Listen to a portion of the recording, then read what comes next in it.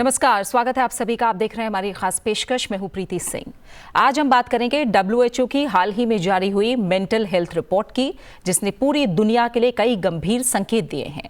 Report बताती है कि दुनिया भर में 1 अरब से ज्यादा लोग किसी न किसी मानसिक स्वास्थ्य चुनौती से जूझ रहे हैं, यानी लगभग हर 8वां इंसान इससे जूझ रहा है। इतना ही नहीं, WHO का कहना है कि ज्यादातर देशों में मानसिक स्वास्थ्य पर सरकारों का खर्च स्वास्थ्य बजट का औसतन सिर्फ 2% है। भारत के संदर्भ में तस्वीर चिंताजनक दिख रही है। National institute of mental health and neuro sciences NIMHANS के राष्ट्रीय सर्वे के मुताबिक भी हमारे देश में हर 10 में से 1 व्यक्ति मानसिक स्वास्थ्य की समस्या से कहीं ना कहीं प्रभावित है।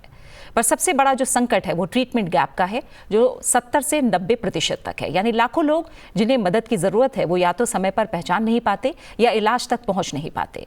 WHO रिपोर्ट ये भी कहती है कि अगर समय रहते मानसिक स्वास्थ्य को प्राथमिकता ना दी गई तो ये सिर्फ एक मेडिकल क्राइसिस ही नहीं रहेगा, बल्कि ये हमारी अर्थव्यवस्था, हमारे युवाओं की उत्पादकता और हमारे समाज की सामाजिक संरचना तीनों पर गहरा असर डालेगा। मानसिक स्वास्थ्य की समस्या अब सिर्फ हॉस्पिटल वार्ड्स तक सीमित नहीं है, ये हमारे घरों, स्कूलों, दफ्तरों, रोजमर्रा की जिंदगी तक पहुंच चुकी है। और हम सब ने देखा भी कि कोविड-19 महामारी के बाद चिंता, अवसाद, अकेलापन और आत्महत्या जैसे मामले और भी बढ़े। इसलिए आज संसद टीवी पर हम इस मुद्दे को बारीकी से समझने की कोशिश करेंगे।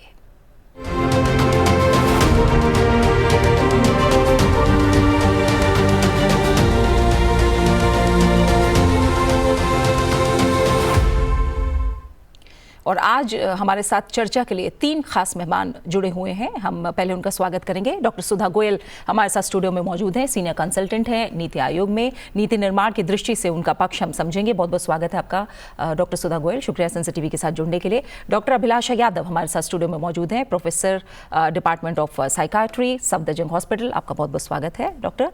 साथ ही हमारे साथ डॉक्टर गौरी शंकर कालोया भी जुड़े हुए हैं, एडिशनल प्रोफेसर हैं department of psychiatry and mental health, AIIMS. आपका भी बहुत बहुत स्वागत है डॉक्टर गौरी शंकर। तो शुरुआत जो हम करते हैं वो जो ग्लोबल अलर्ट एक तरह से इस रिपोर्ट ने कहीं ना कहीं दिया है और नेशनल पॉलिसी जो फ्रेमिंग है उस पर हम थोड़ा सा फोकस करते हैं। और डॉक्टर सुधा गोयल, आपसे मैं यही समझना चाहूँगी कि डेटा ये कह रहा है कि दुनिया में 1 बिलियन से ज़्यादा लोग मानसिक स्वास्थ्य से किसी न किसी स्थिति से जूझ रहे हैं।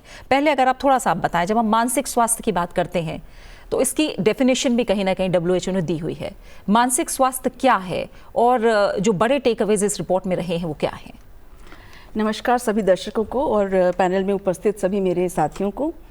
सबसे पहले मैं थैंक यू करना चाहूँगी पैनल का कि इस इम्पॉर्टेंट विषय पर जब हम आज बात कर रहे हैं तो बहुत ज़रूरी है कि एक ऐसा विषय जिसके बारे में कम बात करी जाती है उसको हम एक ऐसे मंच पर प्रस्तुत करें और अपने विचार दें। और सेकेंडली प्रीति जी, ये जिस तरह से आपने इस विषय को इंट्रोड्यूस किया है, I think I should congratulate you also, because ये बहुत इम्पॉर्टेंट है कि हम इस विषय को गंभीरता से लें। जब हम मेंटल हेल्थ के बारे में बात करते हैं या मानसिक स्वास्थ्य के बारे में बात करते हैं तो ये एक समाज का प्रतिबिंब है, समाज की संवेदनशीलता, समावेशिता और जागरूकता, इसका एक प्रतिबिंब है। और जब हम मेंटल हेल्थ के बारे में बात करते हैं तो ये एक व्यक्ति के विचार, उसकी भावनाओं का सुरक्षा और समाज में उसकी सहभागिता को भी प्रदर्शित करता है। जैसा कि आपने कहा कि हम जो डिस्कस करने वाले हैं वो WHO की रिपोर्ट है।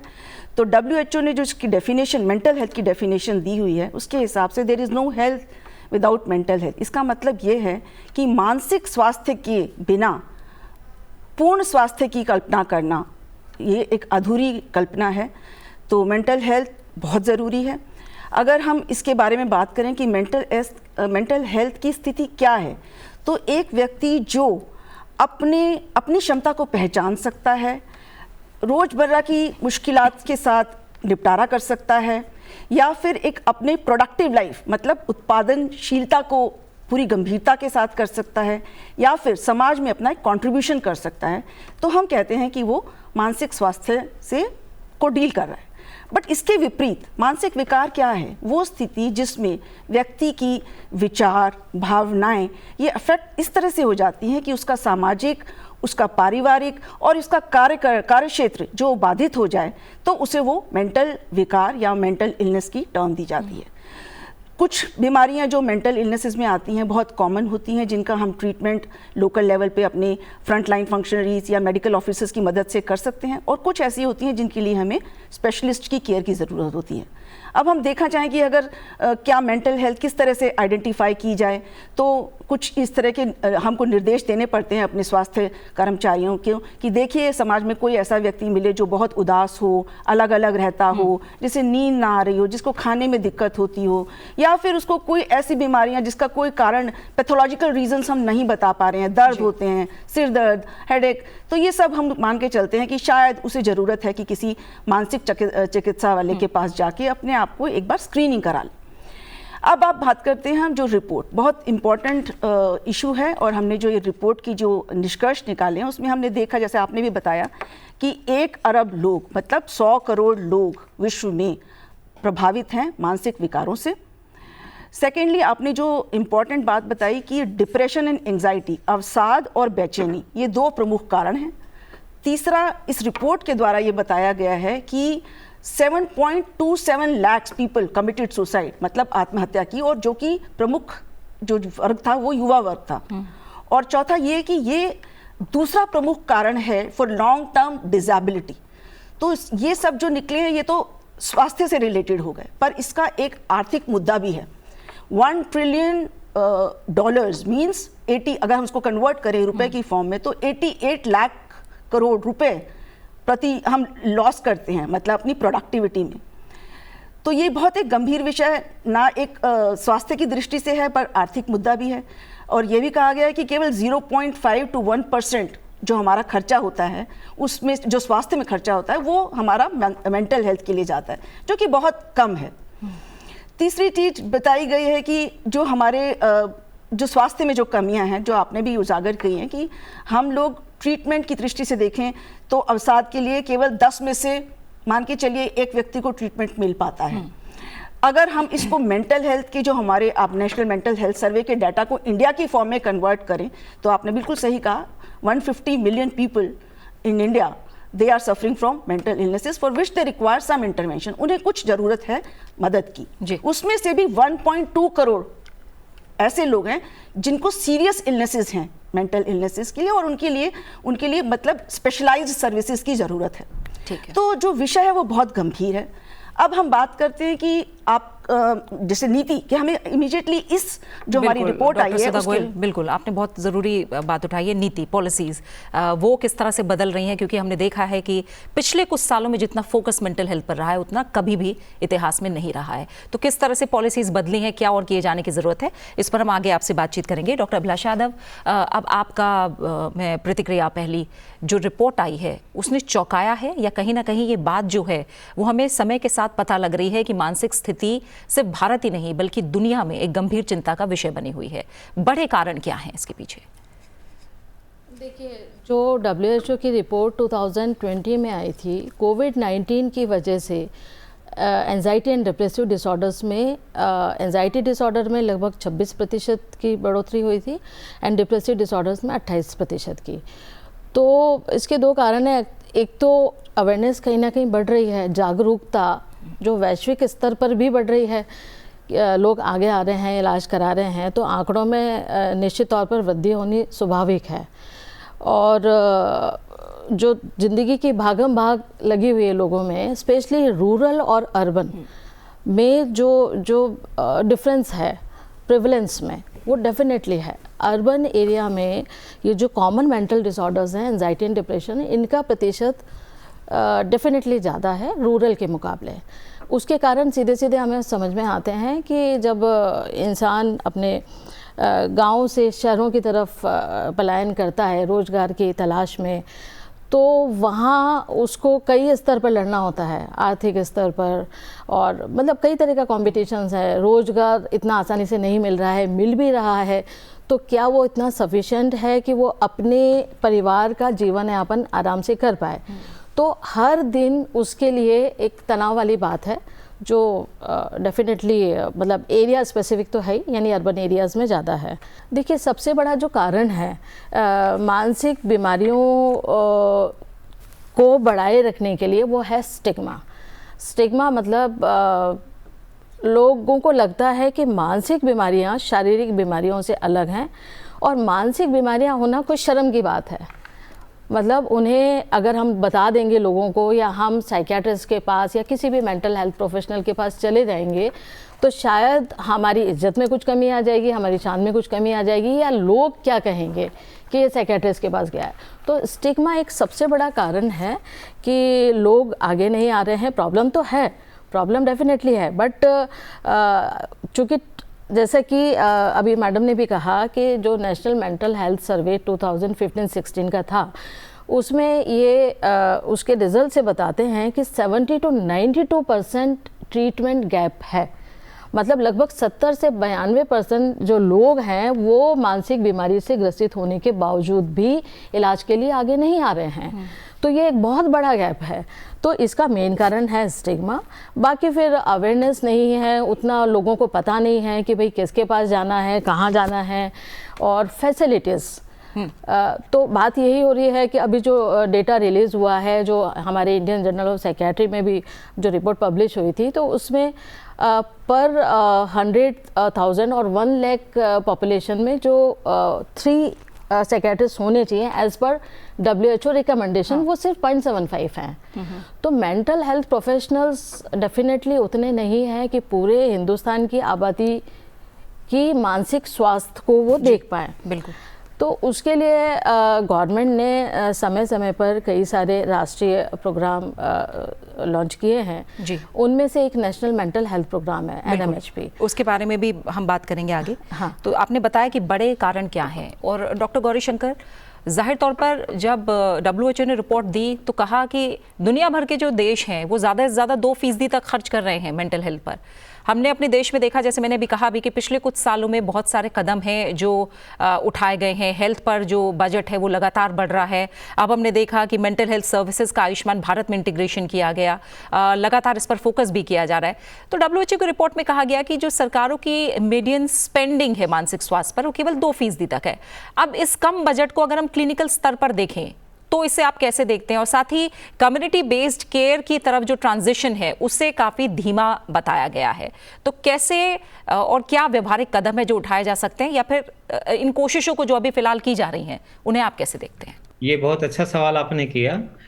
एक्चुअली अधिकतर अगर हम सरकारों की देखें, इवन जो हमारे विभिन्न राज्य हैं भारत के अंदर भी, तो जो स्वास्थ्य पे जो खर्च है वो कम है अपने आप में, और मानसिक स्वास्थ्य पे और भी कम हो जाता है वो खर्च अगर हम दूसरे प्रोपोर्शन में देखें इन चीज़ों को। तो ये फंड एक अलग चीज़ है। दूसरी चीज़ जो है जिस पे मैं ज़्यादा फोकस करता हूँ जब भी मैं बात करता हूँ, तो मैन पावर डेवलपमेंट। हमारे पास, हमारे कंट्री में, हमारे देश में जो मानसिक स्वास्थ्य की सेवाएं प्रदान करने वाले जो लोग हैं, मनोचिकित्सक हैं, नैदानिक मनोवैज्ञानिक हैं, साइकियाट्रिक सोशल वर्कर हैं, साइकियाट्रिक नर्सेज हैं, ये बहुत कम नंबर में हैं। इनकी संख्या बहुत कम है। तो हमें इनकी संख्या को, जब तक हम इन पे बढ़ाने का काम नहीं करेंगे, इनकी ट्रेनिंग को, इनकी क्वालिटी ऑफ ट्रेनिंग को इम्प्रूव करने की कोशिश नहीं करेंगे, तब तक मुश्किल होगी। दूसरी चीज़ है कि हमें कम्युनिटी लेवल पे बहुत सारे मेंटल हेल्थ प्रोफेशनल्स की ज़रूरत है। तो कम्युनिटी लेवल पे मेंटल हेल्थ प्रोफेशनल्स को तैयार करना भी एक बहुत बड़ी जिम्मेदारी है, जिसमें बहुत ज़्यादा एक्सपर्टाइज की ज़रूरत नहीं होती, बहुत ज़्यादा इंटेंसिव ट्रेनिंग की ज़रूरत नहीं होती। हम उन्हें कुछ बेसिक चीज़ें सिखा के भी, जैसे फॉर एग्जांपल आप कह सकते हैं कि उन्हें सुनने की स्किल सिखाएं, हम सुनने की कुशलता सिखाएं कि कैसे सुना जाता है।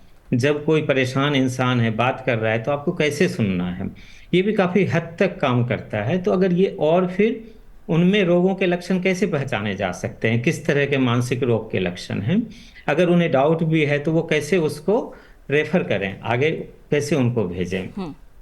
तो इन चीज़ों पे अभी हमें बहुत काम करने की ज़रूरत है। अगर हम WHO की डेफिनेशन देखें मानसिक स्वास्थ्य की, तो इसमें 3 कंपोनेंट पे ज़्यादा फोकस किया गया है, जिसमें भावना, मतलब इमोशन, मनोवैज्ञानिक और सामाजिक स्वास्थ्य है ना, तो साइकोलॉजिकल, इमोशनल और सोशल हेल्थ की बात, वेलबींग की बात कही गई है इसमें। तो हमारा फोकस इन तीनों ही चीज़ों पे होना चाहिए, और हमें इस फील्ड में कम्युनिटी लेवल पे ऐसे वर्कफोर्स तैयार करने हैं जो इन चीज़ों को समझ सके लोगों में कि किसे इमोशनल प्रॉब्लम्स हो रहे हैं, किसे साइकोलॉजिकल प्रॉब्लम हो रही है, किसे साइकोसोशल इश्यूज ज़्यादा डिस्टर्ब हैं, किसके, इन सारी चीज़ों की समझ, मतलब हमें ट्रेनिंग ऐसी देनी है कि वो इजीली समझ सके, आसानी से वो पता कर सके इन ठीक है, चीज़ों को। ठीक है, ठीक है। डॉक्टर सुधा गोयल, जो बातें आप लोग के बातों से भी निकल कर आई हैं और जो रिपोर्ट भी कह रही है कि जो प्रेवलेंस है वो करीब करीब 11% है। जब ट्रीटमेंट की बात करते हैं, ट्रीटमेंट का गैप 70 से 92% है। जब डॉक्टर्स की बात करते हैं, जो मेंटल हेल्थ साइकार्टिस्ट हैं, 1 लाख पर एक डॉक्टर भी नहीं है, 0.75। यानी ये कुछ गैप्स हैं जो हमारे सामने हैं और हमें दिखा रहे हैं कि इसको भरना काफ़ी चैलेंज भरा भी है। तो अब इसे लेकर आपको क्या लगता है कि नीति निर्माण की दृष्टि से क्या कुछ किया जा रहा है और क्या कुछ की जाने की ज़रूरत है भारत में? बहुत अच्छा, बहुत इम्पॉर्टेंट क्वेश्चन है। काफ़ी सारी तो चीज़ें मेरे सहभागी ने बोली हैं, बट अगर हम इस रिपोर्ट से कुछ टेक अवेज लेना चाहते हैं तो जैसा कि आप सब लोग बात कर रहे हैं कि बजट की कमी है और इस बारे में कि बजट कहाँ यूज़ होना चाहिए, तो उसी को लेके मैं कुछ बिंदुओं पे प्रकाश डालने की कोशिश करती हूँ। देखिए, हम अगर भारत की बात करें तो हमारी country was one of the first जो हमने नेशनल मेंटल हेल्थ प्रोग्राम शुरू किया 1982 में। हमारी जर्नी बहुत लंबी रही है। 1982 में हमने मेंटल हेल्थ प्रोग्राम लिया, फिर हमने 1996 में उसको क्रियान्वयन के लिए, मतलब इम्प्लीमेंटेशन के लिए डिस्ट्रिक्ट मेंटल हेल्थ प्रोग्राम डाला। फिर हमने अपने आयुष्मान आरोग्य मंदिर, राष्ट्रीय किशोर स्वास्थ्य कार्यक्रम, फिर हमारी नेशनल मेंटल हेल्थ पॉलिसी 2014 में आई और फिर हमारा national mental health care act भी आया 2017 में। काम बहुत हुआ। टेलीमानस जो हमारा 2022 का इनिशिएटिव है, बहुत अच्छी पहल है।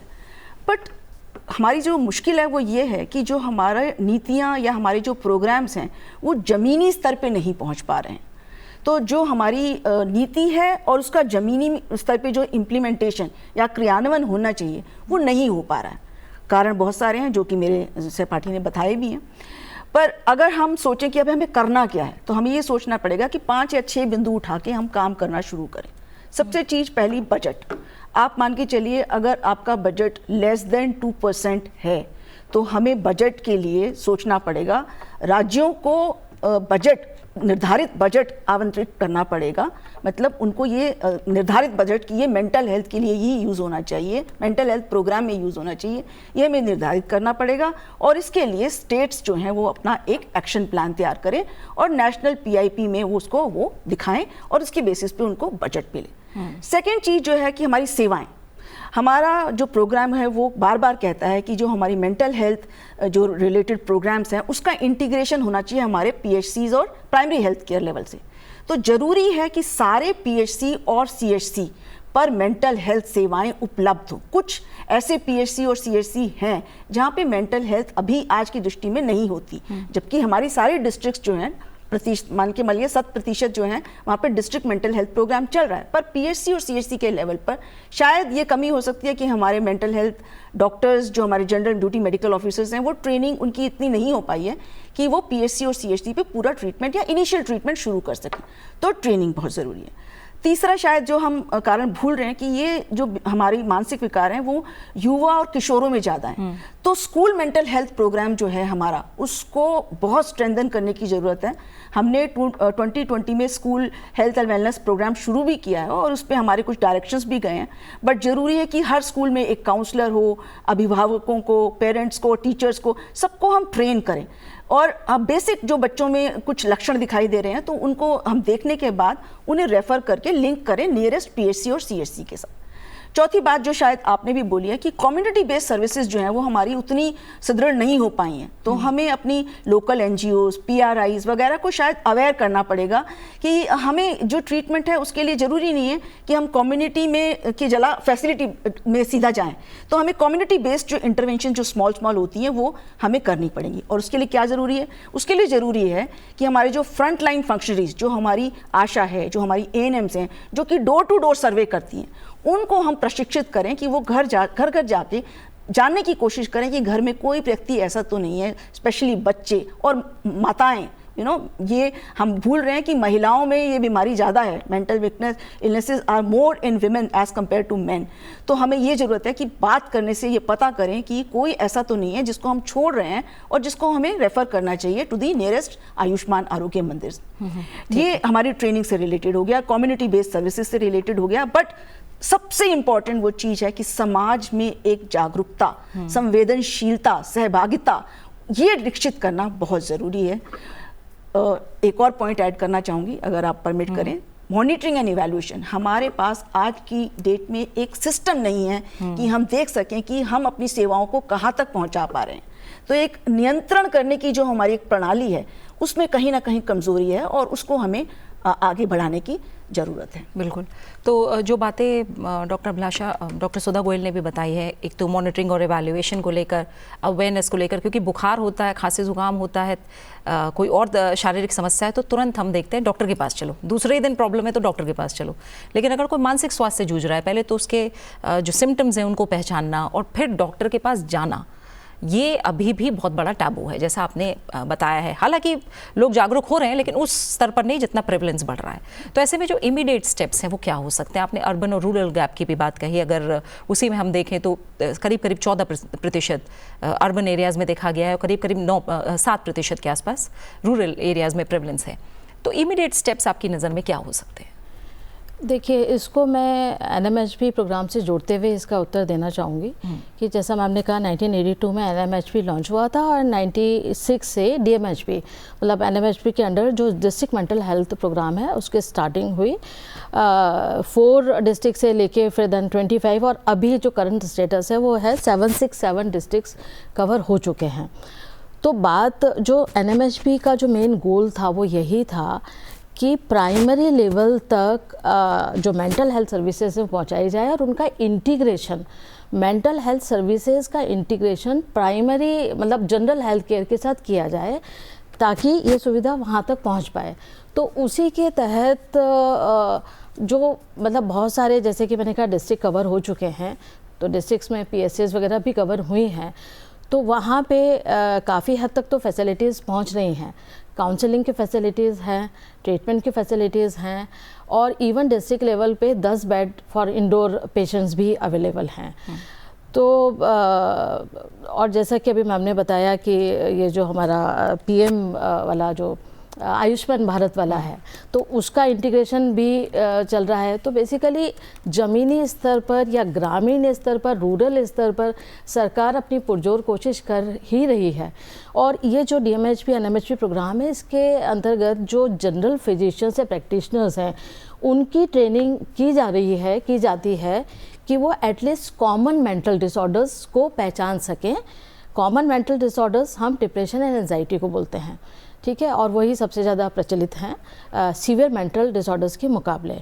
तो वो एटलीस्ट कॉमन मेंटल डिसऑर्डर्स को, अगर वो सपोज़ डिप्रेशन माइल्ड लेवल का है तो वो वहीं पे काउंसलिंग से उसका इलाज हो सकता है। अगर वो मॉडरेट टू सीवियर लेवल का है तो काउंसलिंग प्लस वहाँ ट्रीटमेंट फैसिलिटी भी है, दवाइयाँ भी हैं, एंटी डिप्रेसेंट्स भी हैं, तो उनसे वो अपनी तरफ से कोशिश कर सकते हैं जो ट्रेंड पर्सनल हैं, और नहीं तो फिर वो रेफ़र कर सकते हैं। तो मेन पॉइंट ये है कि अगर आप वहाँ पे अगर माइल्ड फॉर्म में प्रॉब्लम है उसका इलाज वही कर सकते हैं, और नहीं तो आप उसे पहचानें और उसे टाइमली रेफ़र करें। बिकॉज अगर डिप्रेशन लाइलाज रह जाता है तो एक बहुत बड़ी पॉसिबिलिटी है सुसाइडल मतलब पेशेंट को सुसाइड अटेम्प्ट करता है एंड कमिट करता है। ये बहुत और सुसाइड प्रिवेंशन को लेकर भी एक बड़ी स्ट्रैटेजी पे काम हो रहा है। डॉक्टर गौरीशंकर, जिस तरह से आपने बहुत फोकस किया कि वर्कफोर्स की कमी है, मेंटल हेल्थ प्रोफेशनल्स की कमी है, और जो बात दोनों मेहमान और भी उठा रहे हैं, क्या अवेयरनेस आम लोगों में होना तो ज़रूरी है, लेकिन क्या अवेयरनेस जो हमारे पास मौजूदा हेल्थ वर्कफोर्स है उसमें होना भी ज़रूरी है, ताकि अगर मान लीजिए कोई स्किन की समस्या लेकर आया है या कोई कैंसर की समस्या लेकर आया है, क्योंकि हमने देखा है कि कोमॉर्बिडिटीज़ और किस तरह से एक बीमारी से स्ट्रेस और मेंटल हेल्थ धीरे धीरे बढ़ती जाती है, क्योंकि जब कोई व्यक्ति किसी बीमारी से जूझ रहा है तो उसकी स्ट्रेस लेता है और धीरे धीरे वो कहीं ना कहीं आगे जाकर मेंटल हेल्थ प्रॉब्लम का रूप ले सकती है। उनमें भी अवेयरनेस फैलाना क्या बहुत ज़्यादा ज़रूरी हो गया है, क्योंकि यही छोटे छोटे स्टेप्स होंगे जो कहीं ना कहीं आगे जाकर इतनी बड़ी प्रेवलेंस को कंट्रोल करने में मदद करेंगे।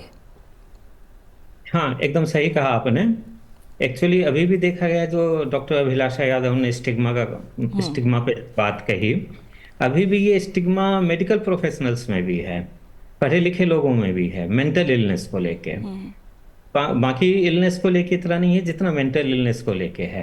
कई बार तो ये होता है, वो उन्हें पता भी चल जाता है, डॉक्टर्स को, जो अपने दूसरे डिपार्टमेंट के डॉक्टर एक्सपर्ट्स हैं, वो ट्रीट कर रहे हैं अपनी प्रॉब्लम को, फॉर एग्जांपल एंडो में है या फिर स्किन डर्मेटोलॉजी में है, लेकिन वो भेजते नहीं हैं, वो रेफर नहीं करते साइकियाट्रिस्ट। वो पेशेंट को ऐसे बोलते हैं, इतना मत सोचो, अपने आप को मजबूत करो, ये ठीक हो जाएगी, ये कोई प्रॉब्लम नहीं है, तुम ज्यादा सोचते हो, ज्यादा घबराते हो, इसकी जरूरत नहीं है तुम्हें। ठीक है, वो जबकि वो पूछते नहीं है, सुनते नहीं है कि क्या तुमने कोई कोशिश की इसको रोकने की, जो तुम लो फील करते हो, क्या तुमने मजबूती से इसका सामना किया और भगा पाए हो इसको। अगर वो सुन ले तो पेशेंट कहेंगे यस, हम ट्राई कर चुके हैं और हम फेल हो चुके हैं, हम नहीं कुछ कर पा रहे हैं। तो ये एक सबसे अच्छा तरीका हो सकता है कि आप बजाय उनको जस्ट एडवाइस देने के, आप उनकी सुन लो 2 मिनट। ठीक है, तो वो सुनेंगे कैसे, जब तक कि वो खुद सेंसिटाइज्ड नहीं होंगे। तो जो मेंटल हेल्थ प्रोफेशनल्स हैं और जो गवर्नमेंट है, उनका एक काम ये भी है कि जो दूसरे मेडिकल प्रोफेशनल, हेल्थ प्रोफेशनल्स हैं, उनको भी सेंसिटाइज किया जाए। फॉर एग्जांपल, अभी गवर्नमेंट ने एक नया शुरू किया प्रोग्राम, नशा मुक्त भारत अभियान। ठीक है, अब लोगों में नशे के बारे में जागरूकता बढ़ रही है कि भाई नशा हार्मफुल है। जैसे पहले लोग सोचते थे कि एक पैक शराब नींद अच्छी दिला सकती है, लेकिन जब आप डॉक्टर एस.के. सरीन को सुनेंगे तो आपको पता चलेगा कि यस, वो नींद देगी, लेकिन आपको कई तरह की बीमारियां भी देगी साथ में। तो आपको नींद चाहिए ऐसी जो बीमारियों के साथ है, या अपनी लाइफ स्टाइल चेंज करें जिससे आपको अच्छी नींद आए। तो ये सारे बहुत क्रूशियल इश्यूज हैं, इसमें कोई दो राय नहीं है कि स्टिग्मा की वजह से बहुत सारे लोग अभी भी इस चीज पे बात नहीं करना चाहते, इलाज के लिए आगे नहीं आना चाहते। स्टिग्मा पे काम करने का एक सबसे अच्छा तरीका, आप जो कम्युनिटी लेवल पे जो वर्कर्स हैं, वर्कफोर्स है आपकी, या जो स्टेक होल्डर्स है, इलेक्टेड रिप्रेजेंटेटिव्स हैं आपके, फॉर एग्जांपल सरपंच हैं, आपके प्रीस्ट हैं टेम्पल में, मौलाना है मस्जिद में, चर्च में, तो इन सारों को भी आप सेंसिटाइज करके, और जो पढ़े लिखे लोग हैं उस कम्युनिटी में, उनको थोड़ी सी सेंसिटाइजेशन प्रोग्राम शुरू करके काफी एक्सेप्टेबिलिटी बढ़ा सकते हैं। बिल्कुल, तो यानी जो पॉलिसी लेवल पर चेंजेस हैं और हम देख रहे हैं मजबूत कदम आगे बढ़ रहे हैं, उनके साथ साथ अवेयरनेस और सेंसिटाइजेशन, ये दोनों बहुत अहम पहलू हैं जो साथ साथ चलना ज़रूरी है। फिलहाल चर्चा का जो समय है वो यहीं पूरा हो गया है। डॉक्टर सुधा गोयल आपका, डॉक्टर अभिलाषा यादव आपका, डॉक्टर गौरीशंकर आपका भी, आप तीनों मेहमानों का बहुत बहुत शुक्रिया मेरे साथ इस चर्चा में जुड़ने के लिए। तो साफ है आज की चर्चा से कि WHO की रिपोर्ट सिर्फ आंकड़ा और दस्तावेज नहीं है, बल्कि चेतावनी है। भारत जैसे युवा देश के लिए मानसिक स्वास्थ्य की अनदेखी सामाजिक और आर्थिक दोनों स्तरों पर बड़ा नुकसान दे सकती है। तो ज़रूरत है कि जो सरकार की पहल है, जैसे Tele MANAS, national mental health programme और मेंटल हेल्थ केयर एक्ट 2017, ये ज़मीन पर मजबूती से लागू हो, इनके लिए लगातार कोशिश हो रही है, जिन्हें और तेज़ करने की ज़रूरत है। साथ ही समाज में जागरूकता ज़्यादा से ज़्यादा बढ़े और कलंक टूटे। और हमने जाहिर तौर पर आज कोशिश की है जो मानसिक स्वास्थ्य को लेकर नज़रिया है उसे हर तरह से समझने की, नीति से लेकर क्लिनिकल और कम्युनिटी स्तर तक। और आखिर में हम यही कहेंगे कि स्वस्थ भारत तभी बनेगा जब मानसिक स्वास्थ्य को राष्ट्रीय प्राथमिकता बनाया जाए और हम में से हर कोई इसे अपनी प्राथमिकता बनाए। इसी के साथ इस चर्चा में फिलहाल इतना ही। आप बने रहिए सेंसिटिव टीवी के साथ। नमस्कार।